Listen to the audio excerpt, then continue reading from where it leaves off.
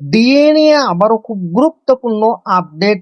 বকেয়া ডিএ নিয়ে জটিলতা কাটছে, বাজেটে বড় ঘোষণার আশ্বাস মুখ্যমন্ত্রীর। তো ভিডিওটি 1 সেকেন্ডের জন্য স্কিপ করবেন না, পুরোটা দেখবেন। চ্যানেলে নতুন হয়ে থাকলে অবশ্যই চ্যানেলটিকে সাবস্ক্রাইব করবেন এবং আমাদের পাশে থাকবেন। তো ভিডিওটি শুরু করা যাক।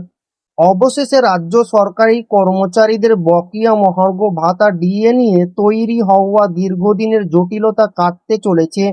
সুপ্রিম কোর্টের নির্দেশ মেনেই সরকারি কর্মচারীদের বকেয়া ডিএ মিটিয়ে দেওয়া হবে বলে আশ্বস্ত করেছে মুখ্যমন্ত্রী শুভেন্দু অধিকারী।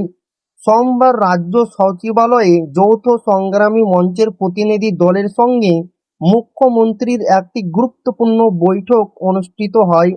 বৈঠক শেষে কর্মচারী সংগঠনের পক্ষ থেকে এই ইতিবাচক সিদ্ধান্তর কথা সাংবাদিককে জানানো হয়েছে। বৈঠক শেষে সংগ্রামী মঞ্চের প্রতিনিধিরা জানান, রাজ্য সরকারি কর্মচারীদের আর্থিক পাওনা ও অন্যান্য দাবি দাওয়া নিয়ে আলোচনা অত্যন্ত ফলপ্রসূ হয়েছে।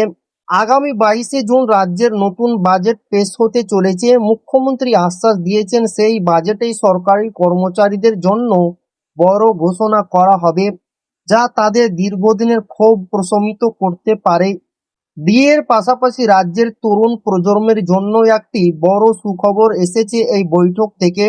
সরকারি দপ্তরগুলোতে শূন্যপদ পূরণের বিষয়ে মুখ্যমন্ত্রী ইতিবাচক বার্তা দিয়েছেন।